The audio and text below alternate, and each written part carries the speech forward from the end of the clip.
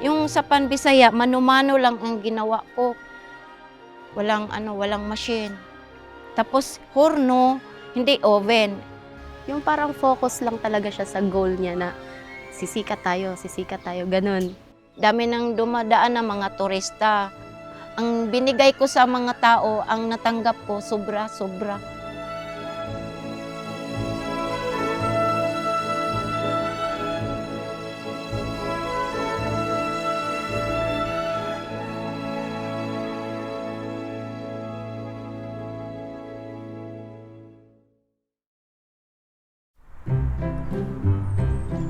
Smell it, feel it, taste it. For generations, Pan Bisaya has been a staple in the lives of the Sikihodnon. The term translates to bread from the Visayas, and the recipe has been learned by mothers from their mothers and their mothers before them. While there are several variations across the Visayas, Pan Bisaya is collectively considered as heritage food. Unlike typical breads that use yeast as a leavening agent, it relies on tuba, a fermented drink from coconut sap. Pan Bisaya is quite common in Siquijor, sold in streets, public markets, and even cockpits. But one particular version of it, and perhaps the most famous one, is baked and sold by the beach, made by a woman whose story is as rich and heartwarming as her breads and pastries. Ako si Lilibet Magsayo Vernis. Ako ang may-ari ng Lilibet Panbisaya. Nagsimula tong Lilibet Panbisaya October 20, 2012. Ang Panbisaya, ma'am, nagkaiba siya sa bikiri. Kasi ang bikiri, wala siyang tuba. Tapos, yung sa Panbisaya, mano-mano lang ang ginawa ko. Walang machine. Tapos, horno, hindi oven.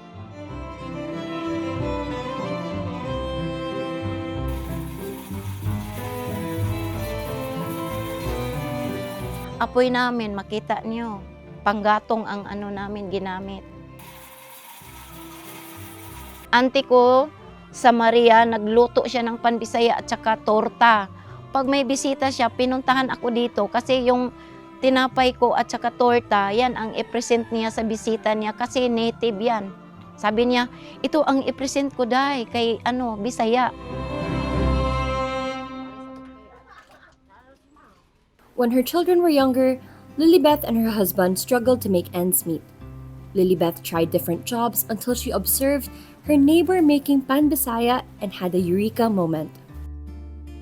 Sabi ko, magluto na lang ako ng Panbisaya. Tapos, nag-isip ko na paano ko to magawa ang Panbisaya. Una-una, nag-start ko ng 3 kilos. Brown sugar. Then, iodize. Then, margarine. Oil po. Then, kamay na.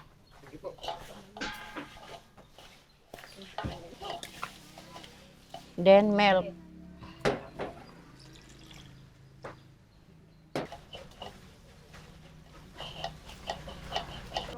Tapos, vanilla.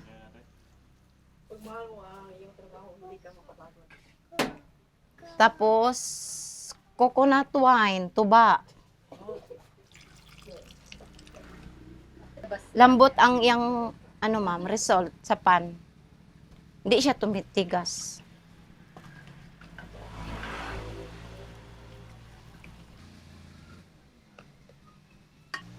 Then, water. Dati, ako lang isa. Kasama kong mga anak ko na 2 magtulong sa akin. Pero ngayon, 7 na kami. 7 lahat na ang tumulong sa akin. Gano'n na po kayo katagal kay Mami? Almost 5 years na din. Buo daw ang araw nila pag nakatikim ng Panbisaya. Sabi nila, hindi daw kumpleto. Pag umuwi sila, hindi makabili ng Panbisaya. Lilibeth's success is rooted in the hardship she overcame, much like her warm, deeply flavored breads, a testament to the resilience that shaped her journey from struggle to triumph. Una-una, yung asawa ko na matay kasi binaril noon. Sa Iligan pa kami nakatira. Pag tapos na siya na nabaril, punta kami ng Cotabato.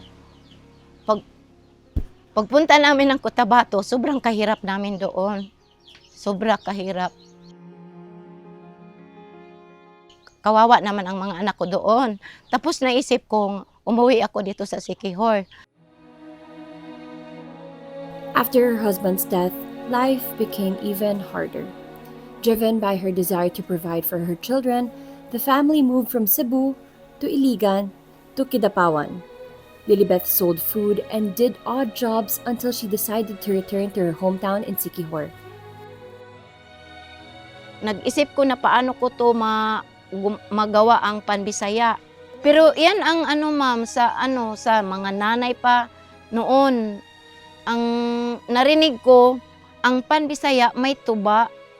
O siyempre naisip ko, o sige lagyan ko ng yung tuba para magaya ko tong mga nanay pa noon.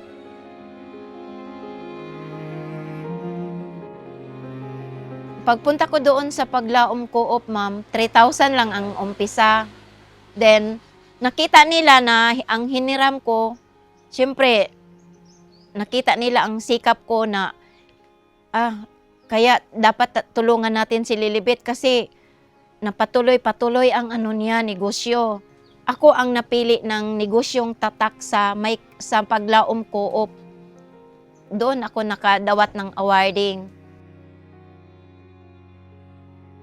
Una-una, ma'am, doon pa ako sa bahay namin. Tapos, ang dami nang naghanap sa akin na Panbisaya. Saan na to si Lilibet Panbisaya? Sumikat ka na. Tapos, naisip ko, ma'am, nang mag-display ako sa highway. Lilibeth's Pan-Bisaya business grew, but not without challenges. She had to move her bakery 3 times, first from the roadside, then to a borrowed space. Her current location by the beach, however, has an interesting story of its own.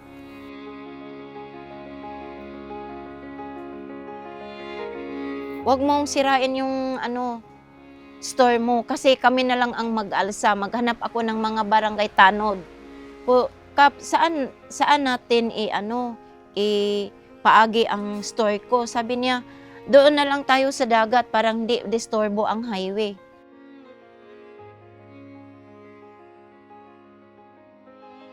Nung araw nag-transfer kami dito, ang daming nagtulong sa amin, yung barangay captain at saka yung mga barangay tanod at saka konsihal. Then iba pang kapitbahay namin doon. Yung mga babae nang nagtulong sa akin, papunta sila dito, paalsa ng mga namin, gamit. Nag-iyak. Sobrang awa nila sa akin. Iyak sila talaga. Iyak. Sobrang iyak. Masakit.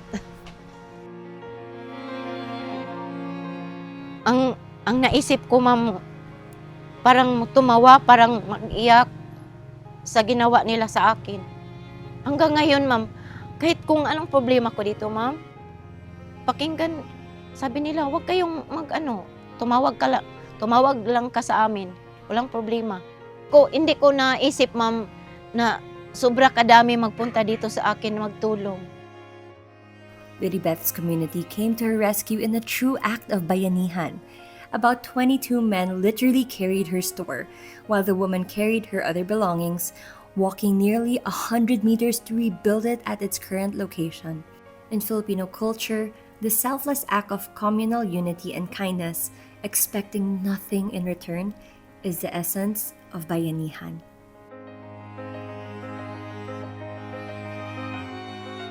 Yung mga ibang tao, sabi nila, hindi naman makatapos yung anak mo kasi nagluto lang ka ng Panbisaya. Pero ngayon, nagpasalamat ako sa Panginoon dahil sa Panbisaya, sa hirap ng sobrang kahirap, natapos ang anak ko.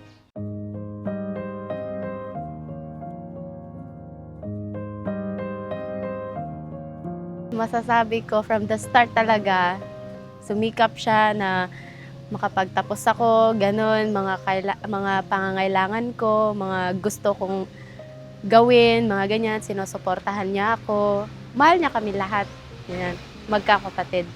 Yung parang focus lang talaga siya sa goal niya na sisikat tayo, ganun. Ano natin to, ma-achieve natin to, ganun. Kailangan kong sumikap para din tumulong dito. Isa na din yun. Gusto ko, mas lumaki pa to. Gusto ko magkaroon ng ibang branch, mga ganun. Then, yan ang nag-umpisa. Nandito ako sa highway. Dami nang dumadaan ng mga turista.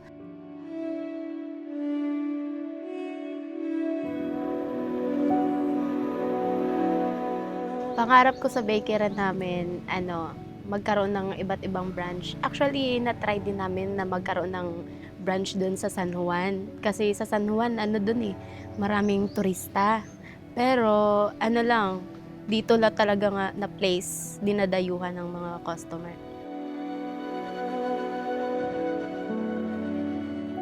Bakit tingin niyo mahal na mahal kayo ng mga tao?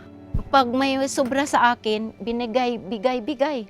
Pwede makatikim kasi wala kaming pera. Ate, yung mga dumaan dito ng mga estudyante kasi galing ng school, yung sino pang maghingi, bigyan ko.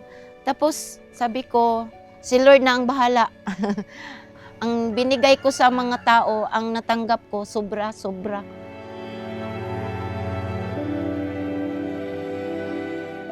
Noon, maliit pa, pero ngayon, medyo nakaangat-angat na rin. Tapos, okay na sa akin, masaya na ako. Number 1, yung nakatapos na pag-aral ang anak, dahil sa Panbisaya po. Sobrang proud po. Sobra talaga. Kasi di namin inakalang maging ganito.